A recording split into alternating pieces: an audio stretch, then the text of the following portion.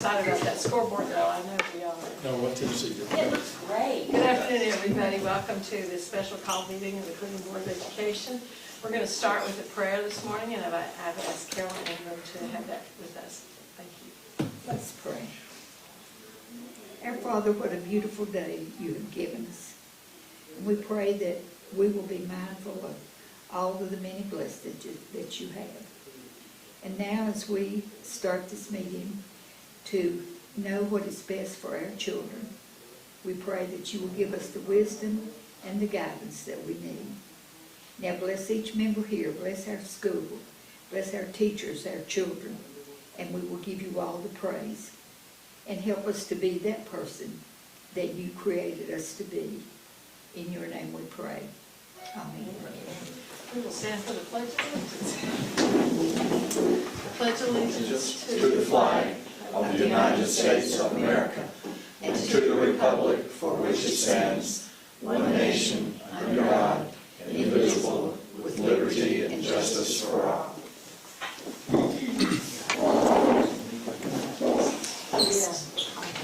Oh, okay. We're going to have, I'm going to have Julie call the roll so we can see all who's in attendance today, because we have Nate here and we want to be sure and recognize him. So Julie, if you do that, please. Dawn, Here. Tom, Here. Peggy, Here. Carolyn, Here, Charlie, Here. Krista, Here. Nate. Here. All right, and we have all 7 board members. That's great. We need a motion to approve the regular agenda, which includes the COVID plan update and board policy 5.3052 concerning COVID leave. We need a motion and a second, please. So moved. Second. Okay, there we go. Did you get those, Julie? All those in favor, say aye. Aye. Aye. Opposed? Okay, we're good. All right, Dr. Dyer, we're going to turn this over to you for the COVID-19 plan update. Okay, well, thank you very much for coming in this afternoon, and those who are watching either live or will be watching later, thank you for participating as well today. Our task today is to bring the school board up to date about where we are regarding our COVID plan. I will be calling on various staff members to share at different times, so that'll be part of what we're doing today as well. And also just hear any feedback you have for us regarding the plan and any plans that the board would want to make as far as our future plan of action regarding our COVID plan and what we're currently doing here in Cleveland City Schools. But before we get to all that, I do want to give you some information, and I'm going to ask that we pull up the presentation here, please, on the screen so folks can see this. So first off, I do want to call to your attention is our COVID dashboard. Our dashboard is live. There for a while we were waiting on the state dashboard to go live, and there have been some delays on that. My understanding is after Labor Day there may be a new dashboard coming from the state, but we didn't want to wait any longer. So we've created a dashboard now that's updated twice a week.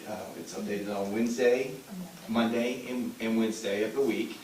Julie updates that information based on information coming from Laura Hudson, our coordinated school health coordinator, and we want to make sure that we're updating that as often, like I said, twice a week to give the public the latest information we have. Now, with the information that was updated yesterday, we currently have 102 confirmed active COVID-19 cases within Cleveland City Schools. I also wanted to bring out from the Department of Health, the Tennessee Department of Health website, in Bradley County, there have been 461 confirmed COVID-19 cases over the last 14 days for school-aged children only in Bradley County. So just to show you some numbers there to kind of let you know where we are as a district, but also over the 14-day average in our county. I also, this is a snapshot of attendance from yesterday. This is based on where we stood yesterday as far as absenteeism. And I do want to state, not all of the absenteeism that I'm reporting is due to COVID. There could be family issues, things that are, trips going on, or could be strep throat, could be the flu, could be a bad cold, could be any reason whatsoever. But the absentee rate has been up at our district. Yesterday, as a district, we were at 11.5% total. And you can see I put the student totals beside that. So 11.5 is a fairly hefty number of students to be absent on any one particular day. As you can see, that's 635 students yesterday.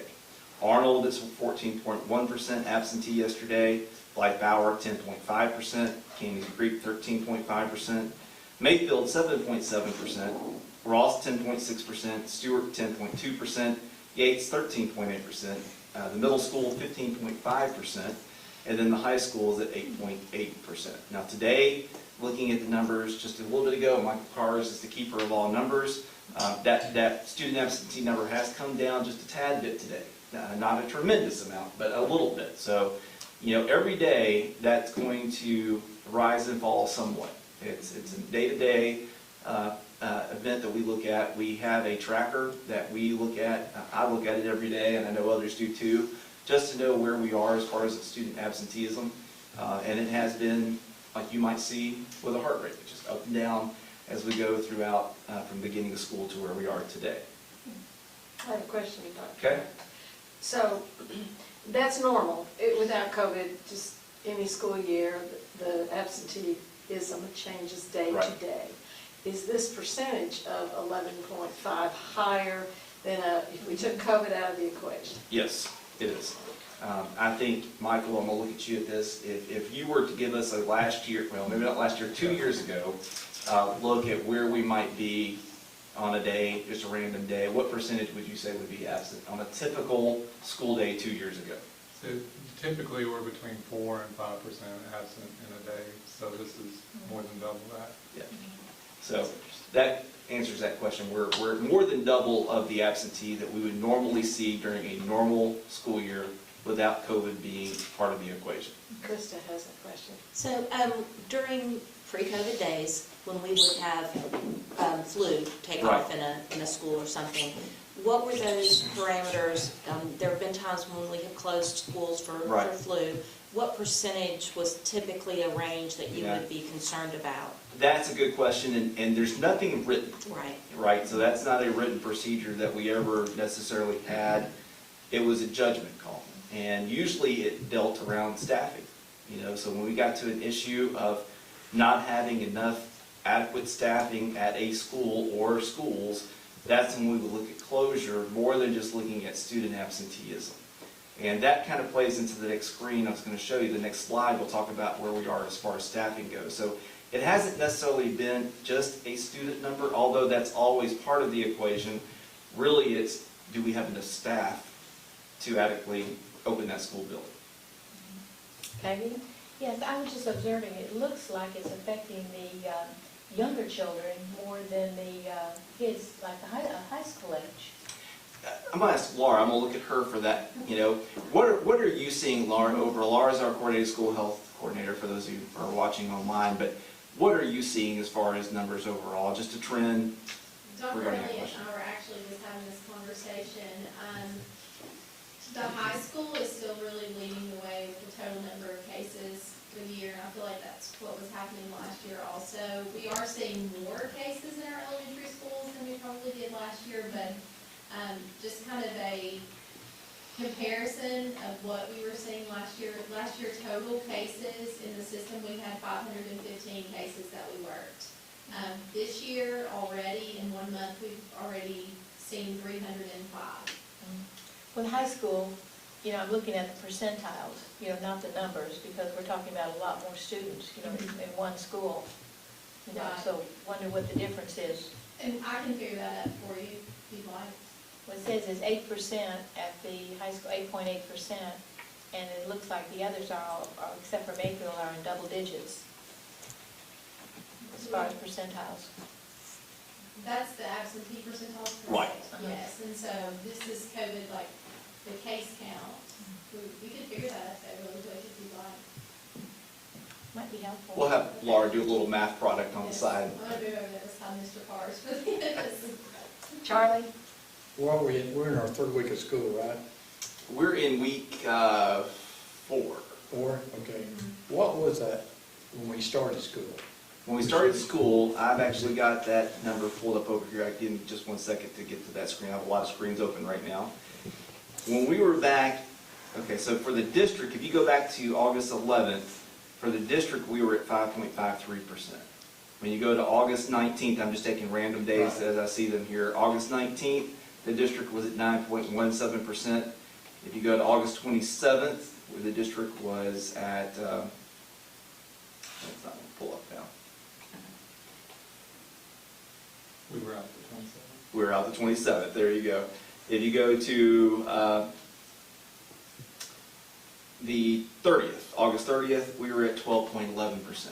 So you can see how that has That's why I was wondering, gone. So, and today, September 2nd, we're at 11.86%. So you can see that it does sort of swing along as we go. But there has been an overall, I think it would be fair to say, increase in the number of absenteeism, or number of absences from students as we've progressed through this school year. And also the absentee is like right there, that doesn't include, I mean, that's not all COVID related. So, Right. you know, there's other quarantine or other illnesses that they could be absent from. So. Any other questions about that? Okay. Okay. We'll go to the next screen, our next slide. It's going to talk about, these are our staff members' absenteeism, and this is based on yesterday. So just looking at yesterday's snapshot of administrator, teacher, teacher assistants, and so forth. So when you go through these different columns, it's labeled administrators, teachers, assistants in total. The number in parentheses is if we needed a substitute, that's how many substitutes were not available. So when you look at this, for example, under Arnold, they had 3 teachers that were absent yesterday. We had one that was unfilled. So there were 2 filled positions at that school for Arnold for substitutes. One was unfilled.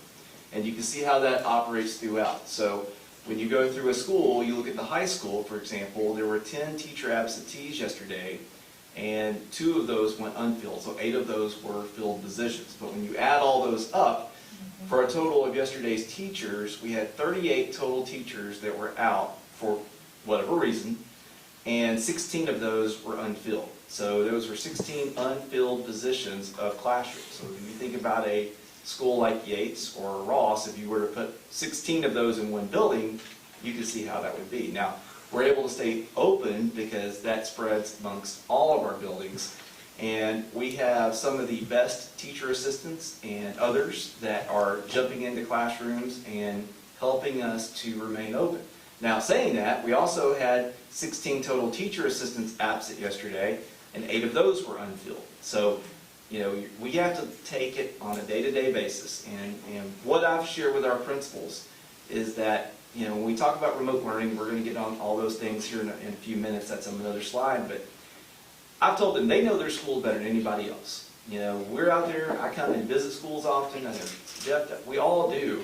But our principals are the ones I'm relying on to give us the best information coming from their school. If they feel like they're getting to a point where keeping those doors open is really a problem and we need to look at remote learning, I expect them to come to us and share that information so that we can start making plans and doing what we need to do. At this point, I've not been approached by any principals to say we need to go down that road.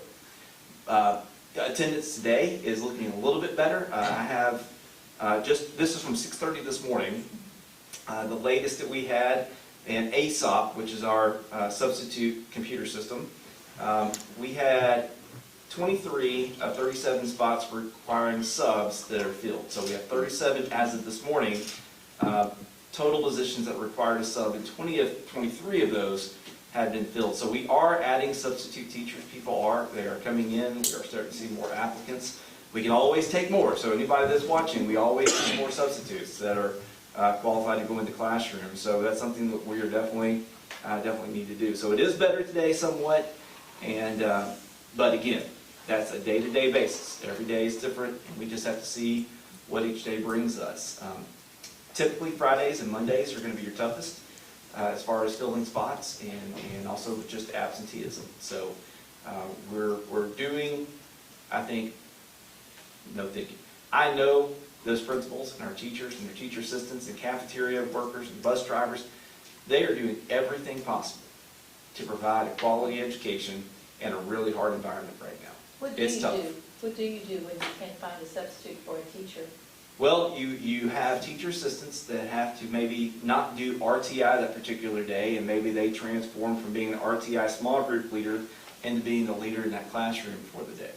So we are blessed in the system to have a number of really qualified and fantastic teacher assistants that can step up and go into those classroom environments. Now, that pulls them away from what they originally may have been hired to do. So RTI is wonderful, and we have to have RTI in a program, but we have to have somebody in the classroom to make it happen right now. So we're working in that case on an emergency basis to have to pull people around.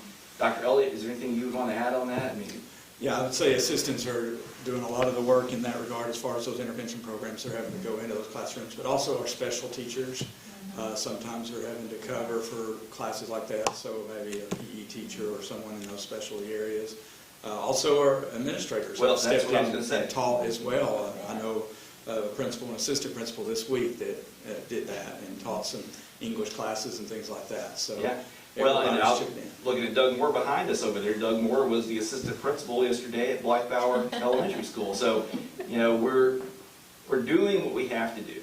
We never had And to combine classes though, have we? not combining classes necessarily, you do have to meet BEP requirements. Oh, So yeah. there could be, I'm not saying that hasn't happened, but that's the last straw. That's what you don't want to do, Right. but you may come to a point where that's the only choice.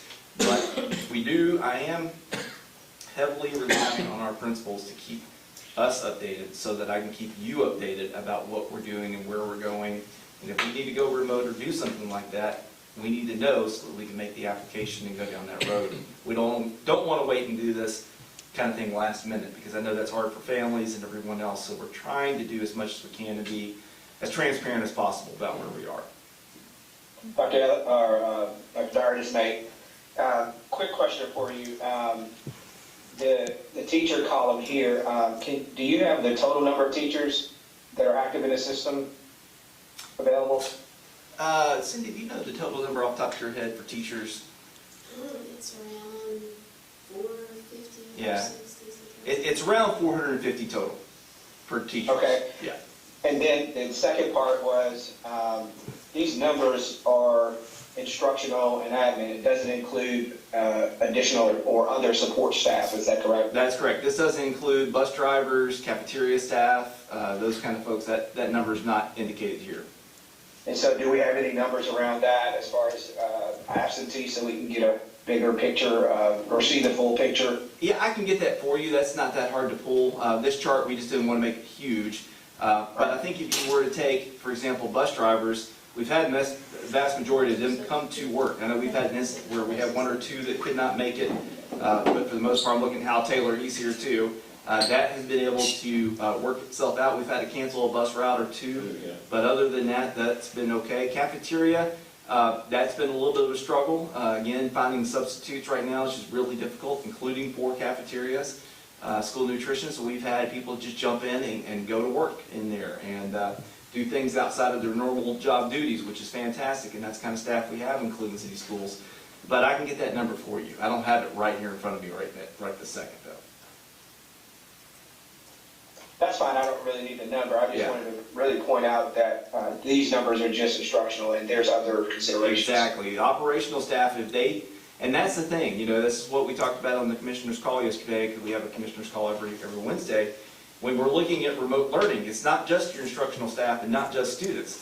If you don't have the number of bus drivers needed to get students safely to school, you may have to go remote at that school. Or if you don't have the number of cafeteria staff, you need to open the cafeteria. You may have to cancel that school as being in person and go to a remote. So you do have to look at every day, you have to look at all those different ramifications.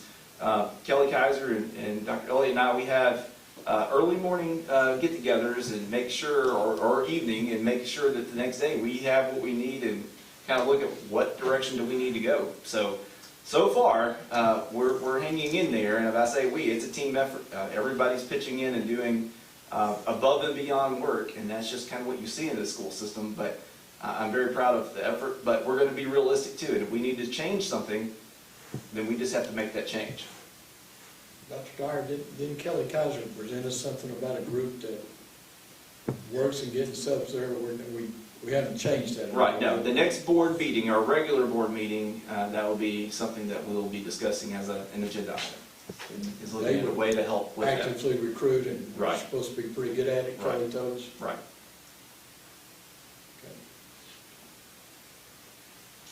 Okay, moving right ahead, just basically want to go through a reminder of our tier system, and I'm going to look at Dr. Elliott to maybe take us through this as a COVID leader, task force leader.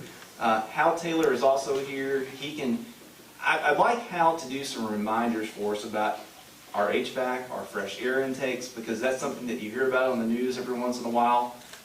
So maybe we can start with Hal with the operational side of things, just to get it back on the record again about what we're doing on your side of the table to ensure we're doing, operate safely. We are, one of the basic things that we're doing, you have sanitizing, which is when you actually absolutely clean everything. But more importantly is disinfecting. I mean, that's what really kills the germs. That's what, that is what we're more concerned about.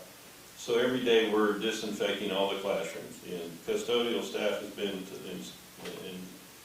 instructed to put that as the first priority. Because even if there's a little dirt on the floor, if we disinfect the classrooms, we have killed those germs that can be passed around. So that's priority we have put over the classrooms.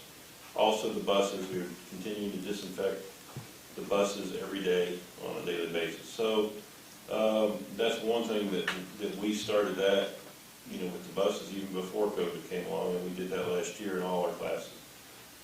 We've also have in our air conditioning systems, you invested and had ESG come in, and part of that in the high school was actually adding fresh air to the east wing.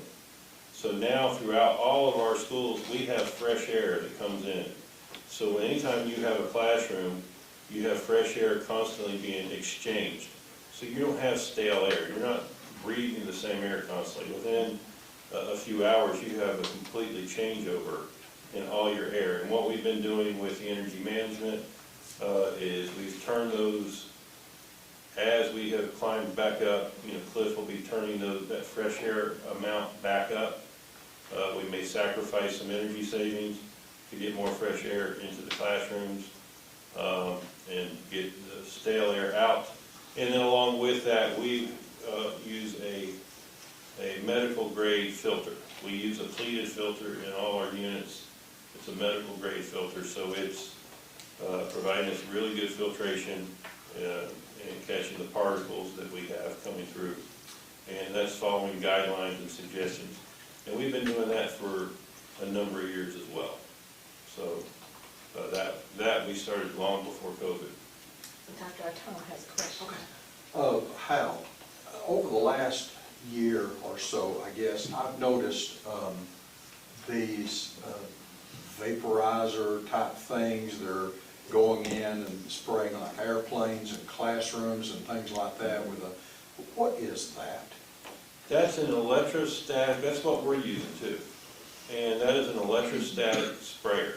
And what it does is it creates a positive and negative charge. So instead of it just being a fog, where the fog goes out and falls straight down, it's a positive charge. Well, everything in the room has a negative charge compared to what's being spread. So when that goes out, it goes down and it actually moves sideways, and it will stick to the surfaces on the side. So in our school buses, it doesn't just fall into the seat where they sit, it actually sticks to the side of the seats where the kids' our backs and their shoulders are going.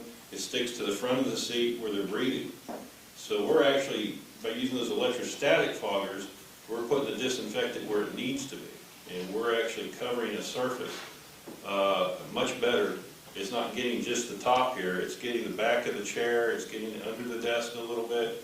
So that's why we use those, is because they do such a better job of putting the disinfectant out where it needs to go. So you don't go in and wipe everything down after? That actually, no, we don't want to. We want to let it dry. It takes 10 to 15 minutes to dry. And if you wipe it off, you just wiped all your protection off. So we want to let that go in, and we want it to dry on the surface, because that's what kills the germs. Yeah, okay. Good question. Okay. Well, why don't we move into the tiers and just kind of go through this, just to make sure everybody's clear on that and answer any questions you might have. Sure. This year, as we began the year, we started where we are, terminology Tier 1, and even before that, we weren't calling it Tier 1. We were starting with several of these protocols in place, like Mr. Taylor's already been saying, and so those were in place already as we began the year. Of course, after the first week or second week into the year, we started noticing a rise in absentee rate, then the traditional numbers like Mr. Carr shared earlier. Plus, we also were noticing these cases pop up with our students with the COVID cases and our staff. So as we came back together as a task force, we started saying, how are we going to monitor this year and stay on top of it? So we started looking at, not only are we going to want to look at our attendance rate as a school and school system, but we want to definitely watch our COVID case numbers in each school and see how it's happening in a community school, in each individual school. So we set up criteria based off of that very thing and looking at 3 questions that we ask ourselves. Are 10% or more of all students at a specific school absent? The other question we ask is, does 1% of the student enrollment at a specific school have a confirmed active COVID-19 case? And then we also wanted to take a look at, and we do take a look at, do we have confirmed link cases in a specific school, maybe within a classroom or a specific area, a shared area that students are participating in. So we take a look at those 3 questions, and if 2 of those 3 questions are true, then we start asking ourselves, what do we need to do to increase the mitigation factors in that building to help out? So we have a Tier 2 approach, where right now, currently, if you look at our dashboard, we have all but one of our schools in Tier 2 at this time. The other school is still in Tier 1.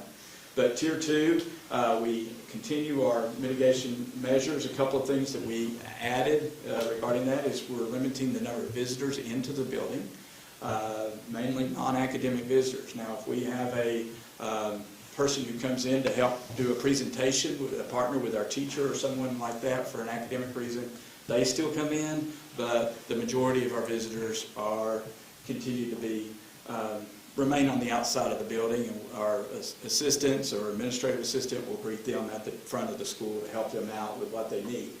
And these kind of things like closing the water fountain, we had jump-started the year, even later than the summer, we started approving some field trips that would be later this fall and those kind of things in anticipation that we were getting back to a somewhat normal environment. However, as we go into Tier 2, we're looking at that would be during that period of approval. If that school is in Tier 2, then some of those day field trips would be suspended, and just schools and families would know that that is the case. So those are some of the Tier 2 things that we implemented, along with a few others. And in Tier 3, we just clamped down even more, increasing the limited number of hallway exchanges, limited the number of classes moving out at the same time, staggered class changes like at our middle school, and one-way hallways at our high school, and some other things there in Tier 3. We monitor this daily, as Dr. Dyer said. We take a look at how our staff numbers and student numbers are going and look at this, but specifically on Tuesdays and Fridays, we really do this formula and ask those questions if we need to transition to the next tier, either on a Monday or a Wednesday of the week, so that we can notify the school, and then the school principal and their staff can notify the families in a timely way. So that's the way we are doing it. We'll do our meeting again tomorrow after our numbers come in, attendance, and ask those 3 questions of each school and determine if it's time for any schools to transition to the next tier. These tiers occur for a 2-week period unless determined by the task force that meets that we need to extend that for whatever reason. So potentially we have 3 schools, as you see on the dashboard, that 2 weeks ago we transitioned to Tier 2. So tomorrow, as we look at numbers, specifically those 3 schools will be considering, have the numbers improved? Do we stay at Tier 2 because they're improving? Or are they continuing to show that we have these criteria occurring and we need to transition to the Tier 3 approach? So we'll be looking at that tomorrow. So that's the way the tier approaches are occurring this year regarding that. That also allows for, as things improve, we can open the school back up to visitors and more gatherings for schools and get back to that Tier 1 opportunity again. And that's our goal for sure. Jeff, I think this is a really good idea. What about lunches? You have all of these kids at the middle school and the high school that are hundreds of them going into the cafeteria in and out. And elementary can be a big exchange also, because it's like every 5 minutes there's a new class coming in the cafeteria.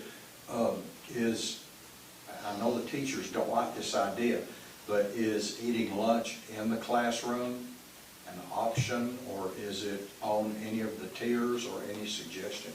Yeah. Well, a couple of things about that. First of all, last year we had the opportunity to have a waiver from the state for duty-free lunch with our teachers. And so that helped us to provide a little bit of more flexibility so teachers could have the classes have lunch in the classroom on a rotating basis. This year, we do not have that waiver opportunity right now in place. So our teachers, we want to honor their duty-free lunch. But we do have a plan that if Tier 3 goes into effect, to add as much of spreading them out as much as we can, whether it's maybe doing a couple of locations for lunch in that case. But what that entails is additional staff, like we talked about, spreading out and doing some extra lunchroom monitoring, supervising of the kids. So that would be an additional mitigating factor that we can layer in as things go along in that case. And I'd like to add to that, Dr. Elliott, we visited Candy's Creek School on Monday, and they have that wonderful multi-purpose room, and the principal informed us that they're trying to divide those cafeteria visits into those 2 rooms so they could space the students out. So I think some principals are doing that, whether they are in that tier or not, just to provide that extra protection for the students. Yes, and to piggyback on that, as far as eating times, our breakfast time, our schools now are, instead of, very similar to the way we did last year, but instead of the students gathering in breakfast in those large areas for breakfast, they're going, as they arrive on campus, they're grabbing their breakfast and going on into the classroom, or they're eating for a brief period of time, enough time to eat, and moving on instead of waiting in one location for an extended period of time, so, which leads to teachers coming in a little earlier than traditionally so that they can all be in the class to receive those students when the doors open each day. And so we're doing that to help out as well. Maggie? Yeah. Every year the Rotary brings dictionaries to the 3rd graders, and they usually talk about the dictionaries, after when they deliver them. If the school is in Tier 2, would that be considered academic, or should they just leave the dictionaries and not talk about them, or would they be welcome to come in? For a connection to the classroom like that, we could do that. Again, it would be in that cohorting situation where it go into the classroom. Sometimes, I know previous years we might have pulled a whole grade level or a group together to do a presentation, a larger gathering, but for this time period it would be in that smaller environment to help us out with that kind of situation. Yeah. Okay, that's good. Carolyn? Jeff, has any number or percentage been determined as to when a class or a school would be, you would look at them to possibly close? We've been really looking at that closely, and this week, especially after we've received the waiver form, when we get to talk a little bit more about the remote learning piece. So we have been monitoring that, and a lot of that I think depends on those close link cases that we're talking about. And it's a balance here, because if we have the staffing, first of all, and we can continue that classroom open as much as we can, as long as we know that the students look like they're being safe, because we're looking each morning, we're asking the nurse, are you seeing any connections? Have we heard anything from the health department, talking to Laura Hudson there? So we're trying to keep them open. But if, we started looking at this, and we're thinking that if you start getting closer to that, half of that class out, then it's going to be more advantageous then to probably go to a remote situation where we can do that tipping point of having all those students that are there go home, get online, plus even potentially some of those that are not there because they're quarantined and maybe still could get online. Then we get over that 50%, so we're back to majority of the class receiving that daily education and academic teaching. So that's pretty much what we're looking at right now, but we're monitoring it each day because, again, and we're listening to what the state asks and is accepting as far as waiver requests at the state level. We know that some of those requests have been honored and some of them have been denied.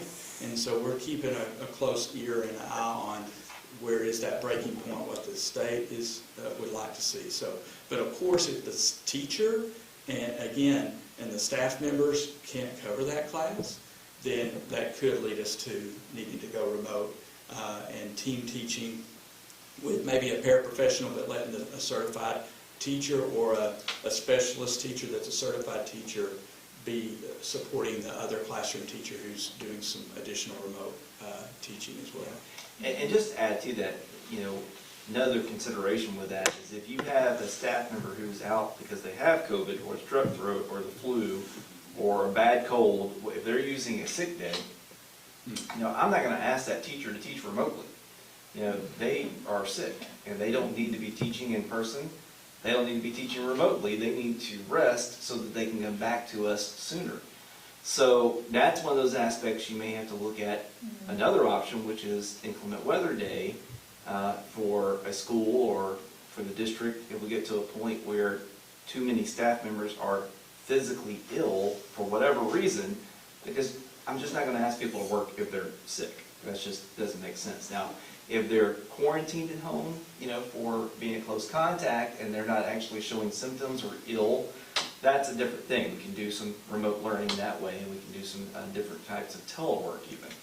But if somebody's physically ill, that's the point where I'm not going to ask them to work at home. I wouldn't want to do it, and they don't need to do it. Dr. Dyer, is the state letting the superintendents know when they're turning down waivers, Yes. why they're turning them down? They are. Okay. They are. I only know of one waiver in our area that was turned down, and it was needing some more specific information, and they got that information, and that waiver was then approved.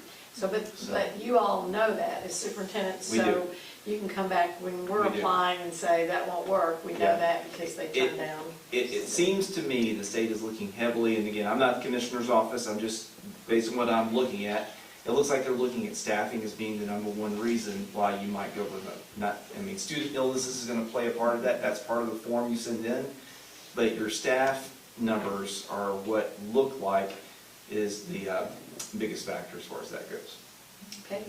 I have another question. What constitutes exactly a field trip? If the field trip takes place on a Saturday, when the kids are not in school, is it up to the parents to decide whether they can go?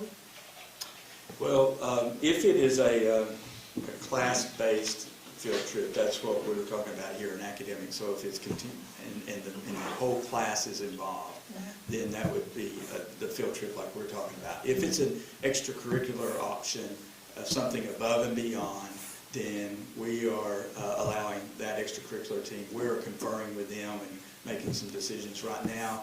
Like, for instance, if the band travels in the evening to go to a football game to play, that is under our approval process for a trip, but we are still allowing that as we follow TSSAA guidelines and those kind of rules related to our sports. We're applying very similar guidelines for those kind of trips beyond the school day. Yeah. I'm thinking specifically of RILA, which is a leadership program, and it usually involves just about 4 students. Sure. And they do go on a bus to Camp Nakanawa and Crossville, Tennessee. Yeah. That's not a sanctioned field trip, that's an outside organization, that's Rotary. So I think that would be up to parents, because that's not something that's approved through what we do.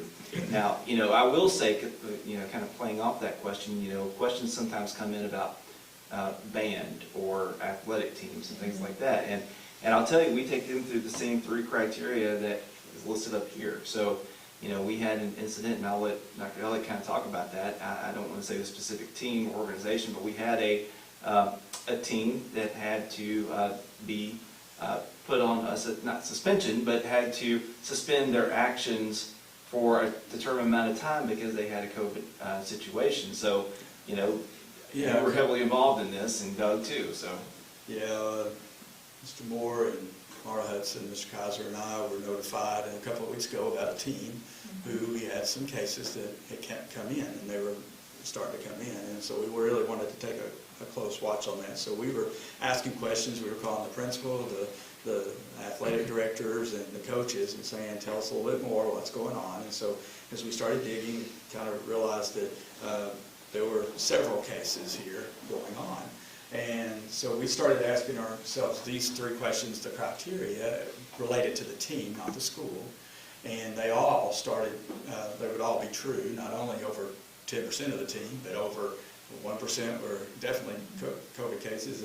And also, obviously, they were linked because they'd been around each other. And just out of precaution, we decided we were going to ask the team to stay back, shut down for a couple of days, let's monitor it. So we monitored it over the weekend, and then there started being more cases come in. And so we talked with the coach and the athletic director and principal and said, we need to hold off for a while. So we took that situation, and that's the way we'll have to do for some of these extracurricular groups, and really monitor it and see what kind of escalation occurs around these cases on the team so we can decide the longevity of that. We were able to, it took about a week for that team for us to work that back so that everybody felt comfortable to coming back and being back into the mainstream as far as participating in the activities beyond that. So I brought that up because, we do hear from people about, well, band got to do this, or choir got to do that, or cheerleaders went here, or football did this, and yes, they did.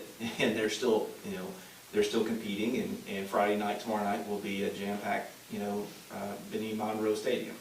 But we do operate under TSSAA regulations as far as that goes, and they've shifted that down to the local level and say, follow what your local procedures are. So that's what our local procedures are. We are not going to put student safety above playing an athletic event or playing the saxophone or cheerleading or dance or anything else. But we do think it's a pretty fair process to go through. If this is what we're judging our classrooms, our schools by, then it seems to work fairly well for those organizations as well. And that played into decisions we had to make already. So, okay. All right, looking at important reminders, I want to make sure we can go to the next slide, please. Just some things we've already talked about, but I want to say it out loud and put it in print here in front of you. As of last Friday from the Commissioner's Office, remote learning is now an option. Remember, that was not an option that school systems had until last Friday. So now we do have an option, if approved by the Tennessee Department of Education for individual classrooms and schools, just like Dr. Elliott said. The entire district may not close and use remote learning. Okay, so we do not have that option. I want to make it very clear. It's not a local decision you all have made. This is from Tennessee Department of Education and others that are involved in that process.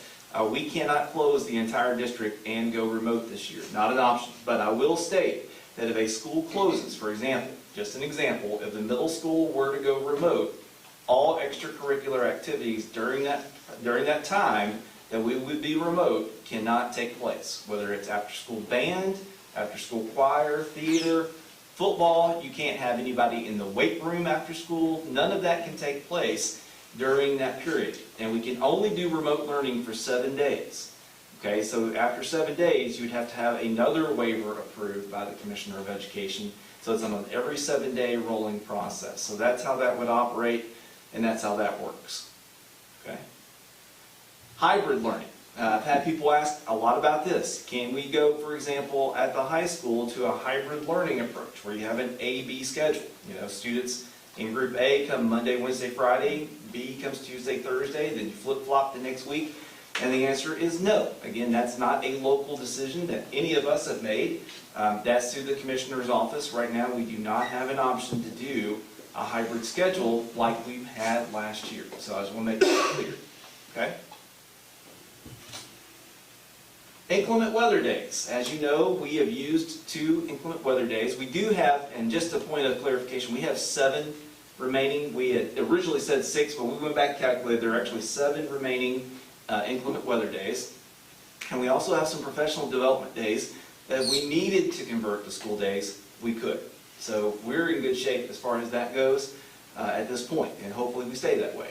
But inclement weather days may be used to close a particular school, which again, that was new. That has gone back and forth, but now we have it from the Commissioner's office that an individual school can now close for inclement weather day if we need to. For example, if Candies Creek, if we see that, we're dealing with a staffing shortage or whatever the case may be, and we don't have enough teachers to still go remote, we could use an inclement weather day just for that school, or you can use it for the entire district. So, just to be clear on that as well, remote learning does not take place on an inclement weather day. So when you're closed for inclement weather, you are literally closed. There's no nutrition that's provided. Food services are closed. The whole school is closed, just like you would if it was a snow day. Okay, so that's something I want to make it very clear. Remote learning is not an option on the inclement weather day. Dr. Tyler? Yes. How would you describe remote learning? What exactly is remote learning? Remote learning is being able to use our devices. Okay, so you're using the technology that you all have approved and we have purchased, and we have the devices, we have the MiFi hotspots that we can send home for students that don't have. And the teachers would teach like from home? You can teach remotely, yes. Gotcha. So the students and teachers can be wherever they need to be, a public library, whatever the case may be, and remote learning can take place. And it can get way more descriptive than that, but that's just a layman's way of saying it. You remotely can have your classroom experience in a way that's not a traditional in-person experience. So you could do it for one school, or you could do it for individual classrooms? You can do it for one school, but you just can't use it for the entire district. Right, gotcha. Can I ask a question about weather days? We've used 2, and we have 7 Right. coming up. If we have and I know this, well, if, we always have to Right. plan for it. If we have a severe winter, Right. and we use 7 plus, what do we fall back on?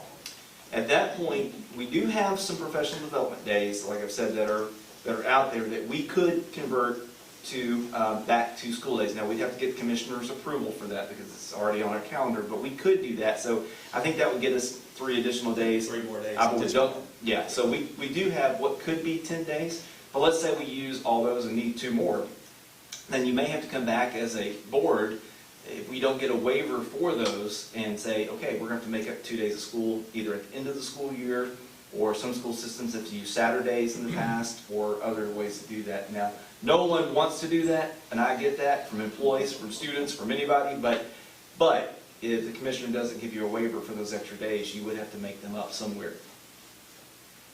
Hopefully, we would not get to that point. Yeah. But you have to plan. But you have to plan. Another question I get often, I know you do too, is about contact tracing.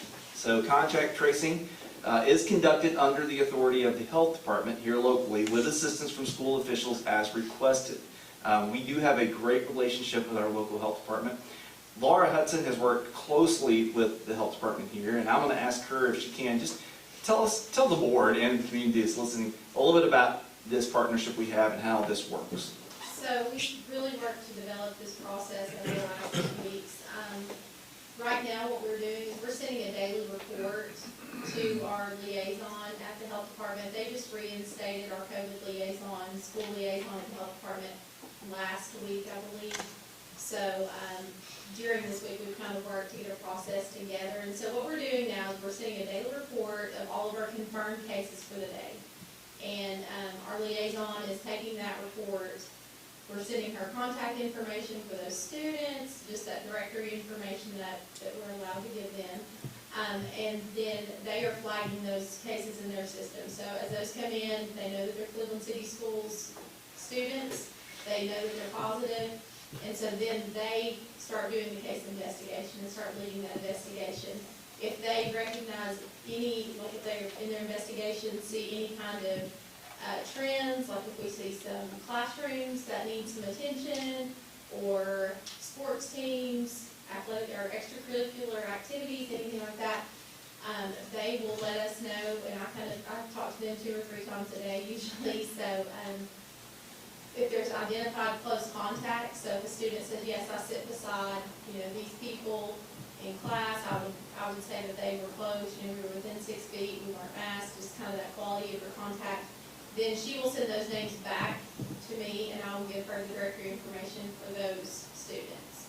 So that's kind of how we've worked this process out. We've actually done some contact tracing through this week, so. I have a question. So when you provide the health department a list of perhaps the COVID students, the parents have told you they tested positive, how do they get the names of the contacts? Do they contact the close contacts? How does the health department know who to call? So they will call the case, that will open up the investigation, and Okay. they will call the case. And when they call the case, if the case gives them a name of a student, then we will give them the contact information so they can call those families. But And you let don't them know. give them the names of the contacts, that's up to the patient. That's up, yes, that's up to the case investigator to identify those contacts. Yeah. And I will say, this has been a work in progress over the last few weeks to really get it to a point now where I think we're working, it's gotten a lot better. And I think we now know clearly what the health department needs. They know what we're able to give them, and that partnership is definitely growing in the right direction. So I feel very good about where it is now. It was a little rocky there at the beginning, but I do feel good about where we are now. We're taking extra precautions, extra steps, and I think we're in a good place now. And having someone in our local health department also that we communicate with daily is also a great benefit. We didn't have that until just recently. Yeah. So do we know if that contact has been traced, has been advised? Your child was sitting next to a COVID child, and does the health department give you that feedback, said, okay, we have contacted these close contacts?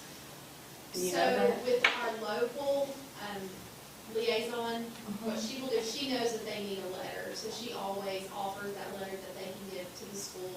So whenever the student calls and says, hey, I'm in close contact, the health department has called me, I have a letter, so we will accept that. She does, again, send me those names so that I can give her that directory information, so we do have that information, but if one gets missed somewhere, then we're able to pick that up with the document that the health department provides. Good check and balance. Okay, that's good, thank you. Anybody else have any questions for Lauren? Okay.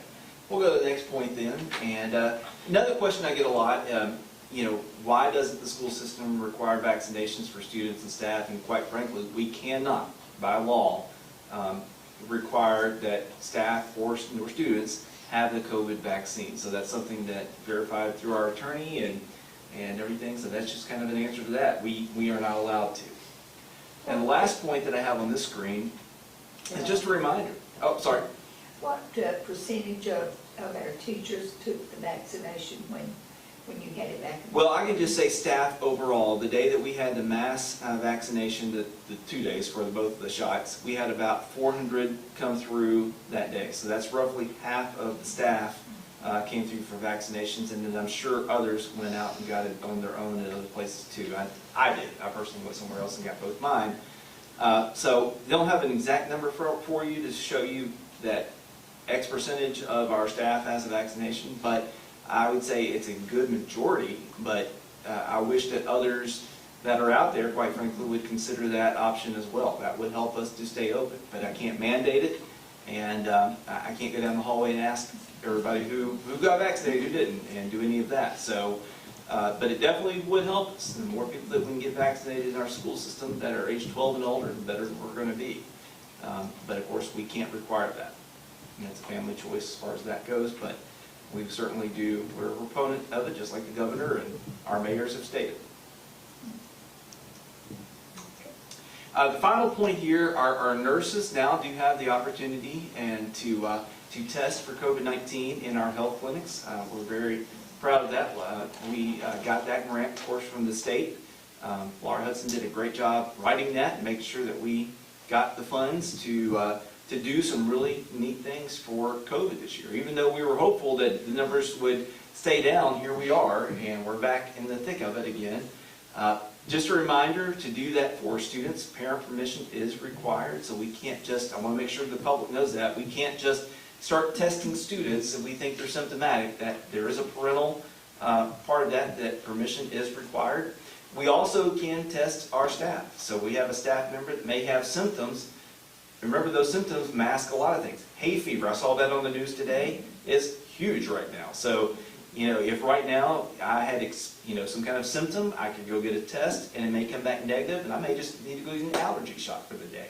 So doing that will allow us to keep our staff in buildings if they're testing negative. And that's something that's a real plus for us. Now, we're still trying to get more supplies in.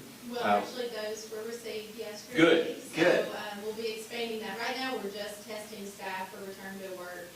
But we're hoping to expand that the next week or so to the rest of our staff and students as needed. Yeah, so we're moving the right direction with that. We're glad to be able to offer that. And hopefully as we get more supplies in, we can open that door even more.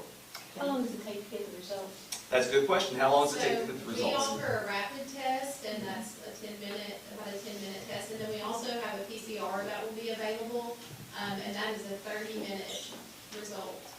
So, pretty quick turnaround for both of them. Yeah, but the more we can do that in-house. Can we go in and take it too? Well, we'll have to look at that. So, but the more we can do that, the more staff we can keep in our buildings. If they're testing negative, of course, they test positive, that's a different story, but it's good to know that on the front end as well. All of that is heavily confidential, just like if you were going to a regular medical provider. So that's something that we are big on, is privacy with that. So if a parent thought their child might have it, they would come to school with them maybe that day and have you test them right then? We have a system worked out for that. Yes, we will communicate that. I think a lot of students will see the benefit as a return to school. So if they are quarantined, you can test out of quarantine on day 5, 6, or 7 and return on day 8. And so to get back to school just a little bit sooner, students, I think, will take advantage of that testing. So that's good. So if we move to the next slide, I'm going to ask Laura if she'll come to the board here and sort of walk us through what we're seeing.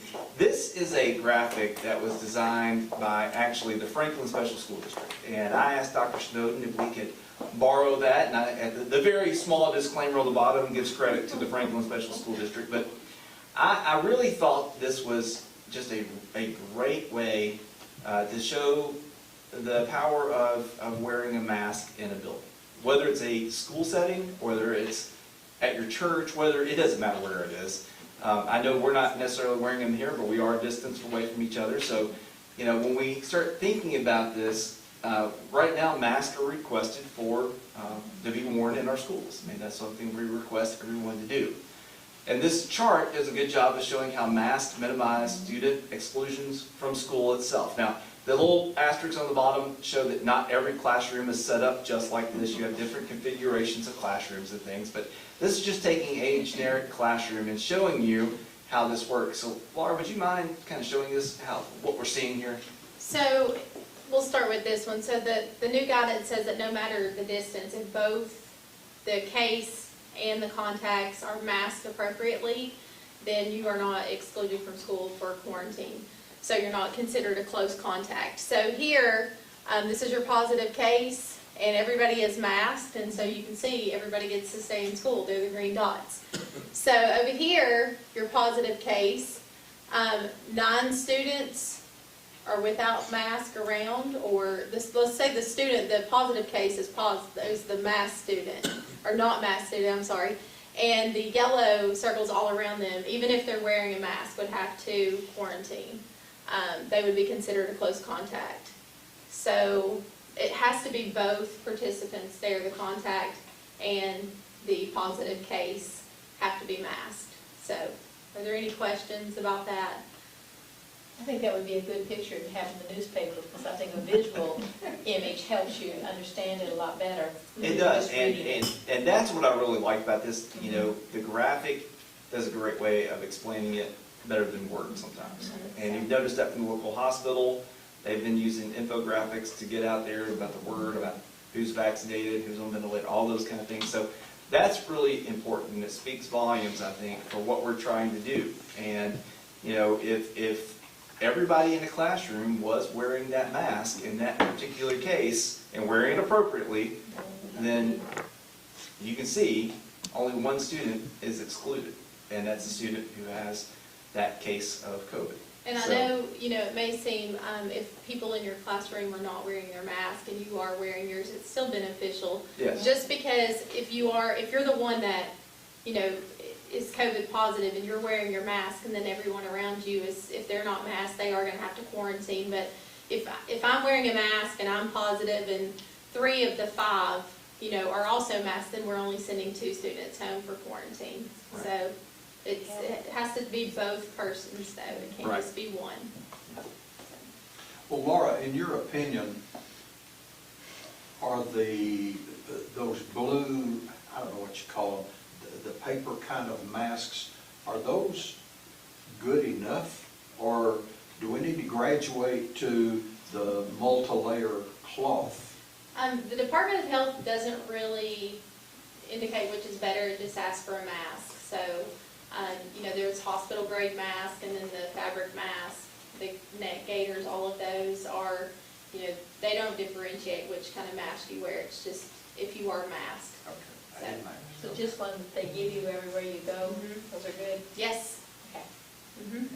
And we have masks available in all of our schools for all of our students. Most of them have fabric masks still that they're able to hand out and, reuse. And then we also have paper masks, so. Which, thank you very much, brings us to the next slide. And the question that I have regards masks. Right now, masks are requested, not required for students and staff. Last year, of course, they were required for students and for staff. So the question I have for the board to discuss is, do we stick with the plan that we have for this year, requested, not required? That's what you last passed when we met in May regarding our plan. Or do you see a need to change that and go a different direction regarding requiring masks for students and staff at this point? So I'm going to open that door and really let you all discuss what you think may be the best option for us moving forward. So if you all look at the slide that Dr. Dyer's prepared there, we know there's an executive order from the governor at number 84.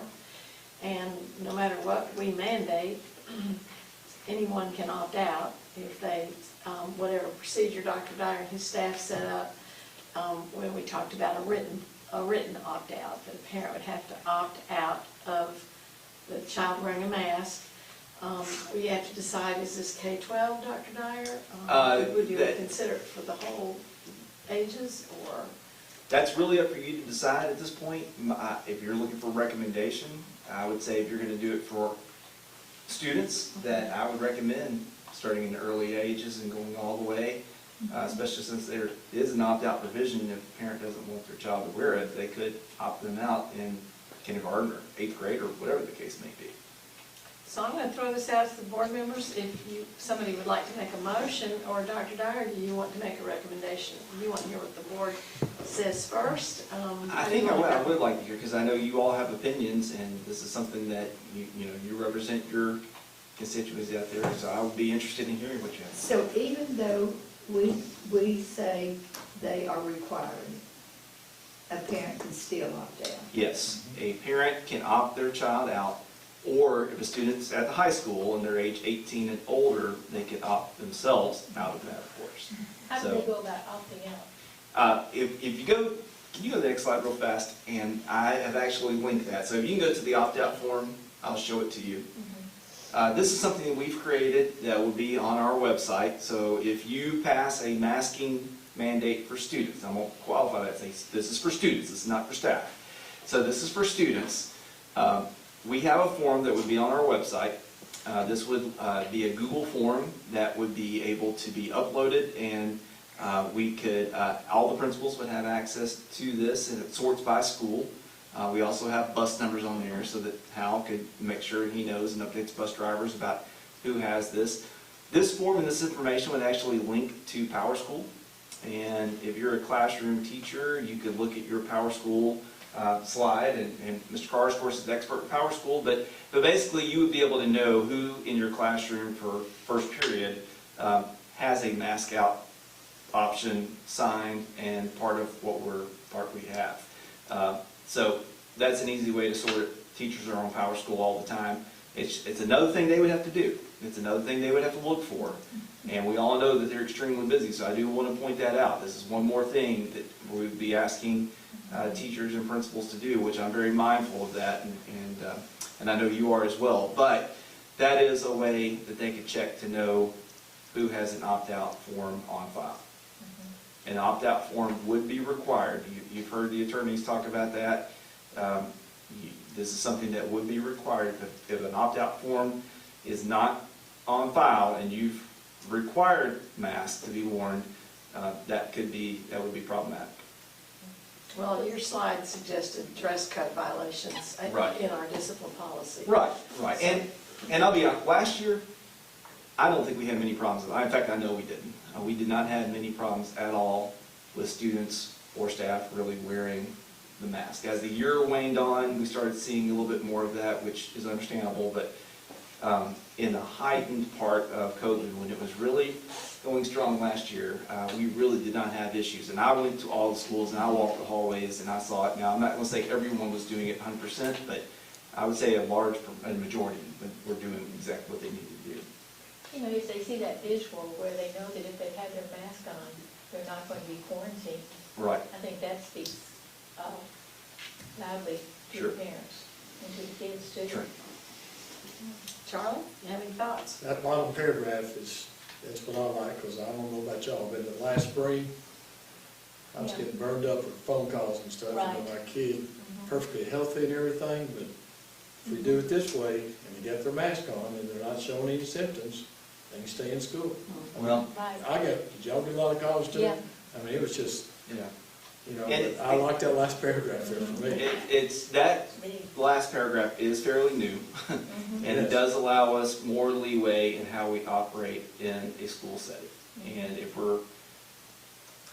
if this is the way that the board chooses to go, which, it's your option at this point to go this direction, I think it's another mitigation tool that we can use to help keep our schools going, our classrooms going, our athletic teams going, band, choir, theater. If everyone is doing this appropriately, this gives us some more tools in our tool bag to help keep schools open and lessen the opportunity, or maybe the chance for us to have to go remote or do other things. Not saying that it can't happen or won't happen, but it would be one other way that we can stay open. Let me clarify one other, No, go ahead. clarify one other thing. If the student who tests positive is not wearing a mask, even those sitting around him who had masks on would still have to be quarantined, right? I'm gonna look at Laura Hudson, she's our pro at this, make sure Yes, that she's is correct. appropriate. It has to be both the case and the contacts, so yes, that is true. Yeah, But so- the more people that we have masking, the less Chance. chance that we're gonna have to. So by wearing a mask, you would keep other kids from being quarantined Yes, if you become absolutely. positive. Yes. Carolyn? Done in light of what we saw last year in wearing masks, what we hear that masks help, and thinking mostly what's best for our children, I make a motion that we require masks. Okay. Is there a Knowing second? that parents still can opt out. With the governor, respecting the Because governor's of the executive order. Okay. Is there a second to that motion? Can I Yes. weigh in? I would like for us, if we could, to amend that to add staff as well. Yes, sure. That would be for students and staff. Yes, If you're gonna go down this road, I think it needs to be Yeah. both parties. right. With some caveats in there, and that's something we'll talk about next, if you wanna may wanna look at the next slide and make sure. But staff can't opt out. Staff cannot opt out except for medical reasons. And we have a form for that will be coming from, Kelly Kaiser will basically communicate with the staff, letting them know about this procedure if it's passed, which would then we'd have a form that they could fill out if it was a medical reason. Krista, is that okay with you for the second as Yeah, well? absolutely. Okay. Peggy, You know question? these clear masks that you see people wear? Right. Do those work, do those count as masks? That does not count as a mask. Yeah. It does I'm not. thinking if you're teaching a foreign language, Yeah. it's. Yeah, I wish it did, but it Yeah. does not. You do have to have a mask that covers the nose and the mouth. The face mask, the shield, It's not, it's an extra protection, but it's not a mask. So last year, if a teacher was in front of the classroom, 6 feet in front, she was teaching French, she could take off her mask if she was socially distanced from the whole class. Would that still stand with Yeah. this? Yes. Yeah, 6 Okay. feet is still the standard. So Okay. as long as you can keep 6 feet, you wouldn't be contact traced anyway. So you can take it off. So Krista? I was just gonna point out too, the masks, much like Dr. Dyer wears, that are kind of, they're a different kind of material. They're Right. space technology or whatever. Yeah. You can see the mouth through that a little bit better. Yeah, so And that is an option. when I wear this is, and this is not an endorsement for this mask company, but at my mask, it looks like from this side is not fully covered, but when you look on the inside, it is. So when you put it on, you can still somewhat see Your me. face. Yeah, And, wouldn't be- but it's It's a fully little covered much. on the inside as well. No. You can tell us the company later. I can tell you the company all forever. And I didn't mean to put you on the spot there, I've just seen those. No, but you're, yeah. But you can and it- stay 6 feet away and you Yeah. can demonstrate how you're supposed to pronounce things. Okay. Tom, do you have any comments?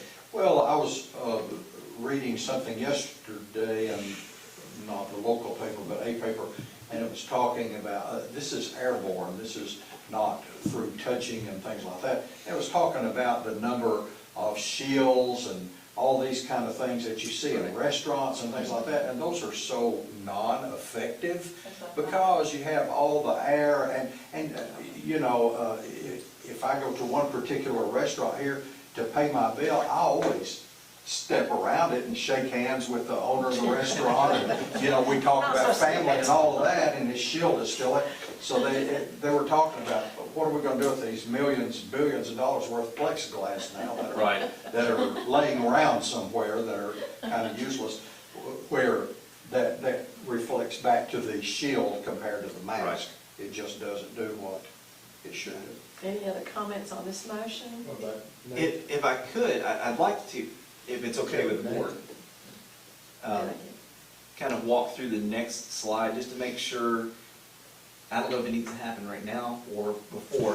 If you decide to go down this way, I've got some procedures that could go with this, and I don't know if you need to work that into your Well, let's look it motion down. or and not. then So I'm just asking, do you want to vote now or do you want to Just look look, at go this? ahead, part? let's look. I wrote this out that, and it says, if masking is approved, then these are some procedures that go with this that I would ask to be approved as well. And I don't know if it needs formal approval or just, you know, stating that this is kind of the internal procedures we would use. But, you know, we have a lot of events that happen at a school system, whether it be a football game, basketball games, choir concerts, and so forth. I've just written these out. You all get final decision-making on these. But masking, in these cases, this is what I've drafted. Masking is requested but not required for events happening outside of regular school hours, concerts, athletic events, etc. Just because the case, it would be almost impossible, virtually impossible to, at a football game, for example, mandate a mask, wearing a mask. Same thing at a volleyball game or a band concert when you have 300, 400 people there, things like that. So that's one piece of this. I think we do have to be realistic about it. You know, while we're in a school setting, that's one thing. We do have control there. But when you have a big gathering, such as those athletic events or bigger events such as band concerts, it would be really difficult for us to enforce that. We can remind people, please wear a mask and things like that, but it would be virtually impossible to enforce it. The second part of that, masking, I'm asking not be required for classes or events taking place outside. You know, that's a good time for a mask break. I can tell you from just being at the middle school, a lot of times after lunch or before lunch, they take their students for a walk. And it's a great time to take the mask off and just breathe and be outside, enjoy a little fresh air. So that's something that I would ask that if a classroom is at an outside classroom environment, or they're taking a walk outside, or recess time, things like that, masking not be required. I would also just ask that we not make this the case that masks are required necessarily all year. I think it would be good for us to each month come back together. Now, we are having our regular meeting on Tuesday of next week. That's not soon. That's a little too soon. So if you do mandate masks, I would ask that when we start back in October at our board meeting, let's look at the data. We can go through and determine if this is something that needs to continue. I would love to get to October and all of a sudden COVID-19 is gone back down again. And then maybe we could do away or make a different decision, but we don't know that. So we could revisit this every month at our meeting. That would be great. I've already told you about the opt-out form. That would be in English and Spanish. We would need one opt-out form per child. So if you have 3 students that are or 3 children that are part of our schools, you would have to complete that 3 different times just because it populates to a Google form and we need to have a spreadsheet for that. And then also, I would ask the mask mandate not to go into effect if you choose to do this until we come back after Labor Day. So Tuesday, September 7th, that gives us time the rest of today and tomorrow to get the word out, to work with our principals to let them know exactly what's happening and what they need to prepare for, to allow families to go to the opt-out form, allow us to put that on our website and do all the pieces that need to happen and get that news out there about exactly what's happening. So that would be, these are the practical side of things, the protocols that I would just ask that we, I don't know if they necessarily need to be part of what you're We could doing add it to here. the motion.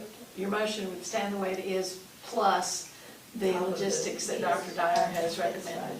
The only Okay. other Is that part, okay with you too, Krista? and I know you and I talked about that beforehand, is you may want to say if Executive Order 84, I don't know the right word for that, is Overturned in court. overturned or Yeah. something happens where Executive Order 84 is no longer in effect, then a mask mandate would be for all. Because that's practically what would happen anyway in this case. Yeah, and I wonder if the way it was worded there in terms of the mask mandate, said considering Executive Order 84 or something like that, might do that again. Maybe we need to consult with Chuck Cable to see how to word that appropriately, but just that we aren't necessarily as a board adopting it with the opt-out, that we are going to respect the opt-out order as it is, unless it's deemed null at some point or So something. the motion would say we're going to have a mask mandate respecting the governor's Executive Order 84 that it allows for an opt-out. I assume and that would work. with the logistics recommended. And then if that goes away, then so does the opt-out. If a student has been, had the vaccine, would that be a reason to opt out? The opt-out is truly just if a parent decides to do that. The vaccine is not an opt-out. And you can still spread the virus even if you've had the vaccination. Charlie? And we're not allowed to have students have the vaccine, and you're not either. So. Questions for Laura. Cleveland Middle School, if a student opts out and they're not wearing a mask, and you're sitting in that classroom in Cleveland Middle, everyone around them. Yes, Has to it be has to be quarantined. the case and the contact. Okay, have so to be both of them masked have to be masked, right? To be excluded, yes. Okay. I agree with what you said about outside events. I don't know if you saw this in the paper, and I think it would help this whole country. LSU, as big as they are, you got to have a vaccination shot, a card, you got to have proof of, and then nothing's wrong with you. If every school did that for football, as big as football is, it would help a lot. There's a lot of old guys, Tennessee fans, Carolina, LSU fans, I'm not gonna get that vaccination. If it means they can't go to that game, it might help. I mean, I know we can't do it at the high school level, but We'll see things coming down the pike, I think, that affect people's pocketbooks, that will I do too. encourage the vaccinations too, but that's, thank goodness, out of our decision-making purview anyway. This should keep a lot of kids from having to be quarantined, and we had a lot that missed school last year because of having been quarantined. You know. We want to keep everybody safe, that's our bottom line, and I know there's mixed emotions about masking, and I appreciate everybody's right to make that decision, but you know, when you talk about the right to make the decision for your own child, you have to remember your own child is in a classroom or in a school with lots of other children. And so this board, as a body, we can't worry about one child, we have to worry about all of our children.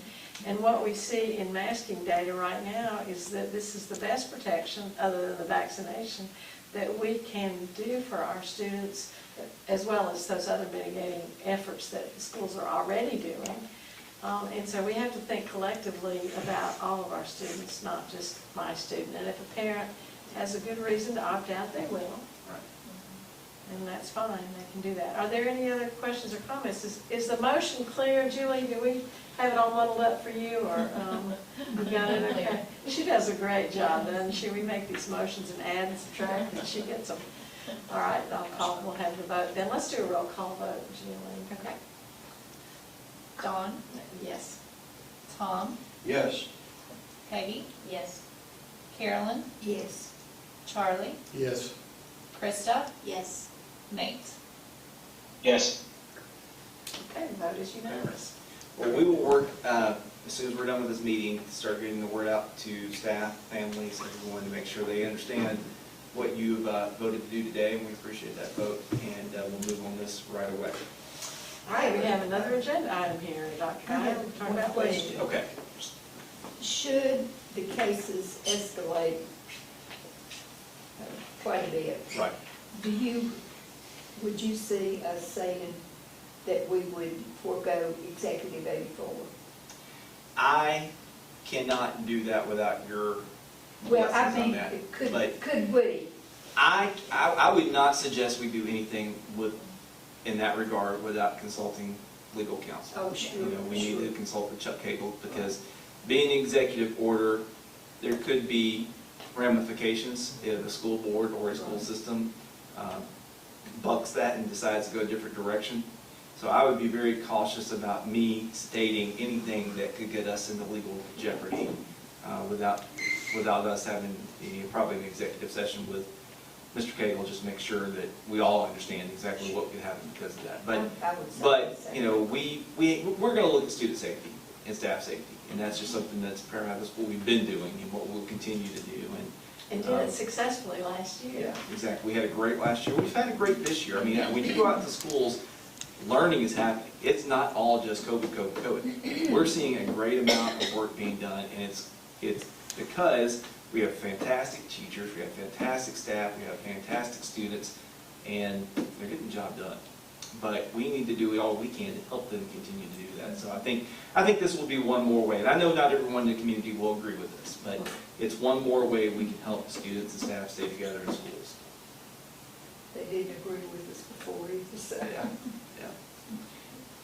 All right, we go to the next item. Okay, the second item is one, speaking of staff. This is a policy very similar to what we had last year. And it's COVID-19 leave for our staff. And this is something that I believe is just really truly the right thing to do. We do have a number of staff that have COVID or are being quarantined or whatever the case may be regarding COVID.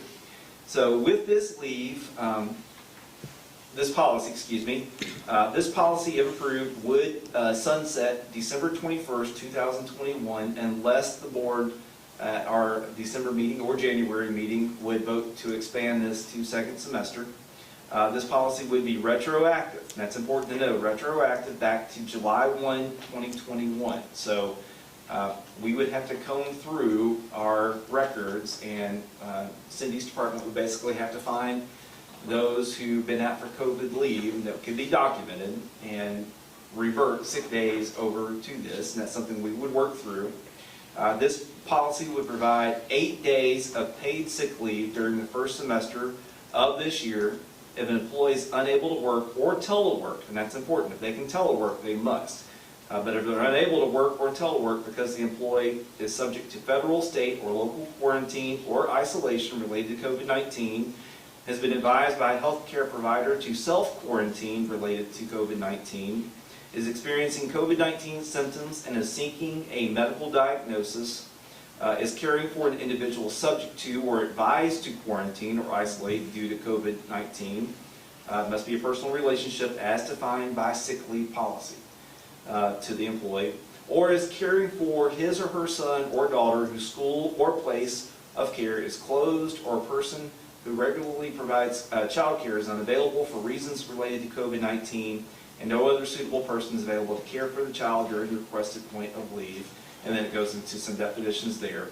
The very last line of this Employees are not required to exhaust any other paid leave benefit in order to utilize this new category of paid sick leave. So basically, those qualifications, and an employee meets that, they could use these 8 days before they would have to dive into personal sick leave that they already have banked. So this is a policy, it's exactly the same policy that we had beforehand, but it goes into effect this year, and the days instead of 10 are 8, because we can use those weekends to make that 10-day operational. And it ends in December. It would end in December, Unless we. but it could be renewed and moved to the second semester if we need to. Any questions? We need a motion to approve this. Do you want questions first? I move that we Let's- move forward with this policy. Okay, let's make a motion first. Okay, is there a second? Nate? Peggy?